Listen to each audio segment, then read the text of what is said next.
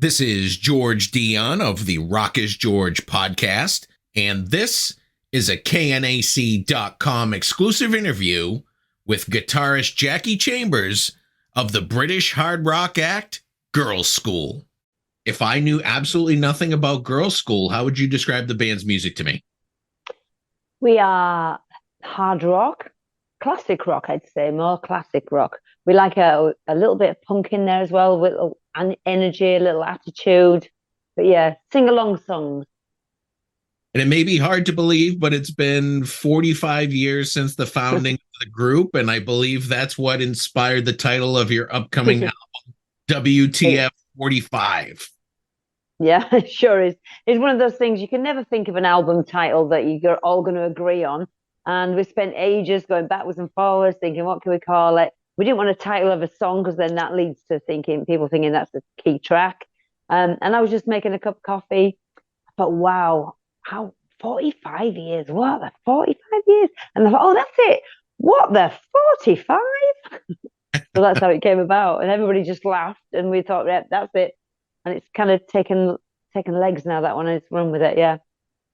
The new album is set for release on July 28th through Silver Lining Music. It's been a little bit since your last studio album, Guilty as Sin, came out in 2015. Was there a specific reason for the delay between releases?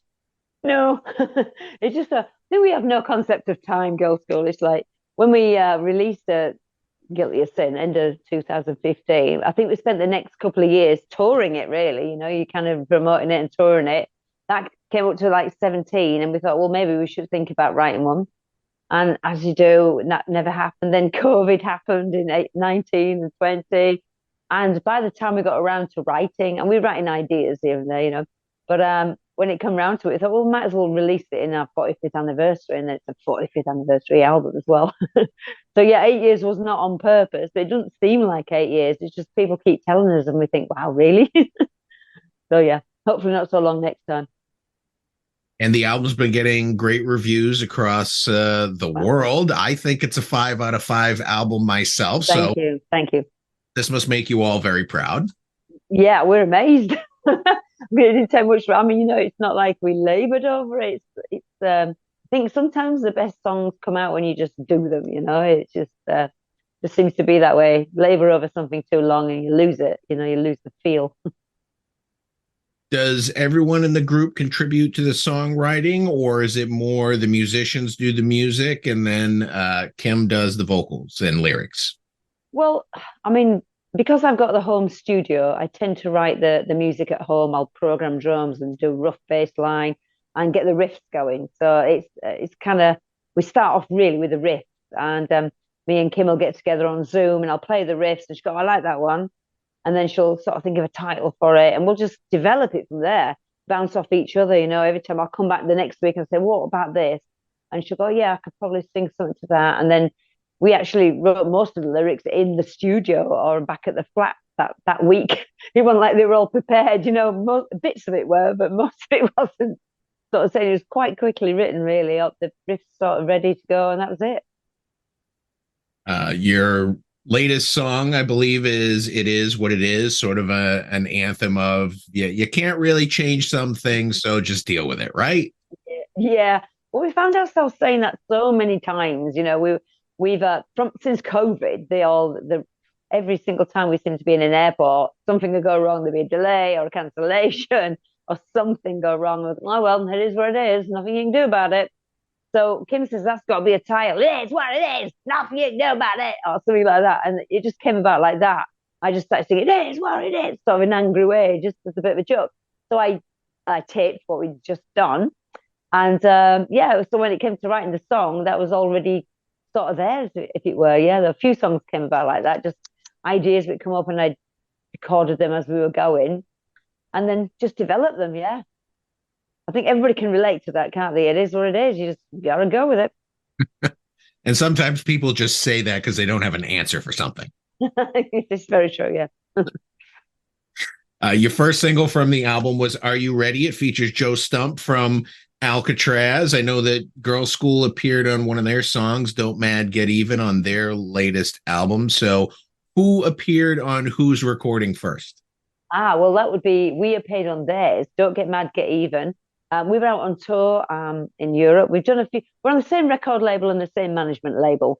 So we've done a couple of tours together over the last 3 or 4 years, 4 or 5 years probably now.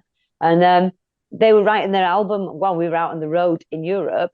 So Jimmy invited us in to do some backing vocals. So we thought, yeah, we went into his hotel room, just sat there, listened to it. Was yeah, let's do some backing vocals. So we sang on that one. Don't Get Mad, Get Even. And when it came to doing our album the following year, we thought we should have ALCATRAZZ on our album as well. But they'd all gone home to America and Scotland and wherever. So Kim called Joe and said, well, do you want to play some guitar? So he goes, he sent us a riff. For, are you ready? He goes, little bits of riffs, and our engineer Tim put it together and we came up with a song. So we recorded the song as is. And then we thought, well, he's still not on the album. Nobody on ALCATRAZZ is on the album, which is like a co-write. So Kim called him again and said, do you want to play some guitar? Jackie's already done the guitars and the solo, but do you want to play some guitars over the top? So he just sent all these guitar bits and we just put them all on. Our engineer put them all on. And so he's on there now, yeah. And same with the video, they did their video first and they put us in it because we're singing the backing vocals. And of course, then when we did our video, they used the same cartoons of us and we put in Joe, us rescuing Joe. Had to be done. Now, Girls School has a long history with Motorhead from their very early career to Lemmy's passing, and you decided to honor him with a cover of Born to Raise Hell, and you brought in Biff Byford, Phil Campbell, and Duff McKagan. How did this all come together for this one song? Well, we always put a cover version on each album, so we thought, it's kind of a full circle from the beginning, 45 years. Let's do a Motorhead song. So we did Born to Raise Hell. And of course, straight away we thought, well, let's get the guests on this one, just so it's not just another cover, because we've done a couple of covers of Motorhead before. So we got Phil on there. And of course, Biff wanted to do it too. And Duff came about because Kim knows Ray, one of their guys, manager, whatever he used to do with them. But he asked Duff, and Duff is a big Girls School fan. So it turns out he's a fan. So he said yes. Brilliant. We got a bass player. Duff's on it. So it's great fun to do because obviously when we got Phil's guitar back, it's brilliant.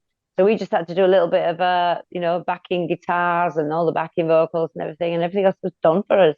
Great. Now, I know you weren't with Girls School in the very beginning, but did you have a chance to hang with Lemmy at some juncture? Yeah, I've done 4 tours with Motorhead since I've been in the band. I mean, I've been in the band nearly 25 years now. So we've done 4 tours with Motorhead, usually in Britain. Oh, did Britain. We've done a European one as well. And a lot of festivals. So yeah, I got a lot of time to hang with him. The album cover has a picture of actually a pretty cool leather jacket, kind of harking back to the old days of Girls School and bringing it current. You're also offering this jacket for sale and giving one away. Yeah, that was a record company idea, which is a great one because they're fantastic. We've just managed to persuade them to do one for us because we ain't got one. So they're doing us full leather though because me and Tracy are vegan, so we're like, no, we don't want leather. So now they're doing that. Yeah, so I think it's a great idea. They've even got underwear, so they've got thongs and underpants with don't get mad, get even. Sorry, what am I talking about? It is what it is, and up to no good on. So title tracks of the album, they're actually on there as underpants, which is brilliant. I saw that actually. My band did that one time. We sold one. You sold one, I think. It was a thong to a man, was it? It was a thong to a woman. I know. I sold lots of thongs to men before in my other band. To each their own. This album's out on Silver Lining Music. How did you end up signing with the label? Do you know what? I really don't know. No idea. I mean, obviously we've been signed to a couple since I've been in the band. We've been signed to 2 or 3 Wacken records, one before that. I guess our manager arranged it, and it seemed fitting. Saxon were on there, and a lot of our friends are in bands that are on that label as well. So yeah, I guess it happened like that. We didn't go searching for it. I think our manager did though. You mentioned that you've been doing quite a few tours with Alcatrazz. Your most recent was a little run from August 2022 through February 2023. Were these your first shows, at least the ones in August, the first shows after coming out of the pandemic? We were very lucky in 2020 to actually be on tour and just finishing the tour. We were on tour in Britain, and it was Alcatrazz and Girlschool on that tour. So we literally finished a couple of weeks before COVID kicked, and they all had to go back to America. So they just got out back home just in time. Yeah, that was close. And then we didn't do anything during COVID. I did with my other bands, but they're running like small gigs, little pubs where you could sit down, which is really weird. People putting spoons in the air for drinks. It's like being at school. They're all behind desks putting the spoon in the air for alcohol. But yeah, so we didn't do anything until after COVID broke, and then we got straight back out. We had to do a few shows together what they hadn't done in 2020. A couple got cancelled right at the end when Denise and a couple of others, I think 6 people out of the 12 got COVID. So it's kind of inevitable if one got it. We're all in a small environment on coaches and buses and things. So yeah, we went back and did a couple, and we put another tour around it. But we've also done a European tour with ALCATRAZZ as well, taking in about 10 different countries. Yeah, I think we're doing more. We're doing some South America with them as well this year. And hopefully America. That is on the card. Definitely love to see you guys in America. I can't remember when either you or Girls School have been in my area in America. We've been a 2 or 3 times since I've been in the band, but I think the last time was, I think it was 2015, and we had Crucified Barbara supporting us. So that was only about a 12-day tour. We were kind of going up from Canada down, so right way across. It's quite a lot of driving, as I remember. So this time the plan is to do November one coast, and then next March the other coast. And we've got Houston, Texas. We've got the Hell's Heroes Festival. We're doing that one. So that's kind of the linchpin gig for now, and we're building all the rest around that. Awesome. We will be there. We will be there. So is there any friendly competition live between you and Alcatrazz, trying to kind of one-up each other or steal the crowd? Friendly, of course. No, absolutely not. I mean, can you imagine? Joe Stump's like one of the best guitarists in the world. No, there's no competition there at all. I think he wins. No, it's not like that. We're really good friends. I think that's why we keep continuing to tour together, because we all get on. And it's like, it's 2 different versions of rock. We're kind of the more simplistic party type band with, Chuck Berry solos, really basic. Whereas Alcatrazz are the very, very musical, and Joe Stump with his $1 million notes per minute. It's kind of mad. So it's complete contrast to us. They're 2 different bands, really, completely. So, but it works for the crowd, which is what is the best thing, because if there's 2 different bands that people like to see, it works for gigs, We keep doing it. Well, as we mentioned briefly before, it's more like what the F24 for you personally with Girls School. How were you actually recruited to join the band? Well, I put an advert in a music magazine called Melody Maker out here in '95. And Kim answered the call, and we just got on so well that we decided to do a side project together, because it's just like one of those things. Let's just write some music together. We ended up just drinking all the time. We never did anything. I think we wrote 2 songs, but Kelly Johnson at that time, she'd had enough, really. She'd done it all her career, so she wanted to do something different. So she said, well, if you learn how to play lead guitar, I'd never played solos before in my life. I was in punk bands and things like that. If you learn how to play lead guitar, you can join, because they want you to join. But okay, no, it's never going to happen. But eventually in '99, she wore me down. She said, oh, come on, learn. I'll teach you. So her and Chris Bernacci took me aside and said, we can teach you the songs. Just go and practice. I just went away and practiced like crazy. And then here I am still, nearly 25 years later. Still learning, but hey. Well, coming into this band, putting out the album 21st Anniversary, Not That Innocent, were you nervous going into it because it was your first time working with these girls? Not really nervous. I was excited more than anything, because doing an album. I mean, the 21st anniversary was already recorded. Me and Enid, because I joined and then Enid was put back in. So we just added a couple of songs onto that album, because it had been been shelved for some reason, or there was some reason it didn't come out. I'm not sure, but it'd been recorded in I don't know, a couple of years before '99, and we didn't release it till 2001 or something like that. So yeah, it was kind of nice to put two songs that me and Enid were involved in writing on, so that we were part of the album. That was the idea, really. And then we released it, introducing me and Enid back. Yeah. So when you're not tearing it up on stage with Girls School or in the studio, you have a side project called Syteria. If you want to talk a little bit about what that band's about. Syteria, yeah. Well, Syteria I put together in 2015, mainly because Girls School weren't doing enough gigs for me. I mean, I love playing every weekend. I just love being on stage. So I wanted to put another band together that was near my hometown so that I could play every week. I found a group of people, amazing musicians, and they're all half my age, but they're all amazing, lovely people. And of course, there's no point in doing two bands the same, so I made it very different. It's still rock, but there's a lot of punk in there, there's a lot of pop in there, 4-part harmonies in there, but it's still got that edge to it as well. So yeah, that's coming out 2 weeks after the Girls School one, funnily enough. And again, it's getting rave reviews. We're getting 9 and 10s out of 10. It's like crazy. I'm like, wow, this year's good. And the name of that album is Syteria World. Yeah, Syteria World. You did a Kickstarter campaign to finance some of it, right? Absolutely, yeah. We've done that for the last couple. Yeah, it's brilliant because then people get really unique things and they get behind you. They're there forever then, you know. And I like doing those. You're actually playing some shows this week with them, right?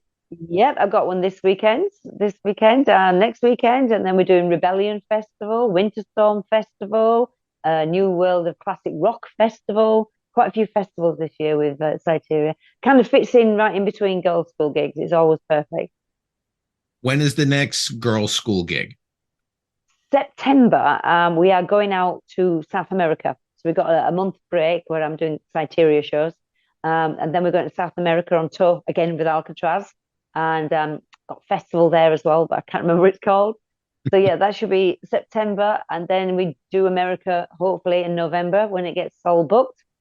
A couple of shows on festivals, I think, in December, and then back out again in January. It's all go. I think once the album comes out as well, more gigs will come in, as that usually happens.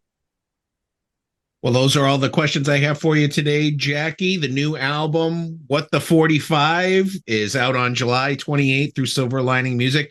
Like I said, 5 out of 5 in my opinion. There's a lot of people that agree with me, and I wish you the best of luck with everything. Oh, that's brilliant. Thank you so much. Thank you.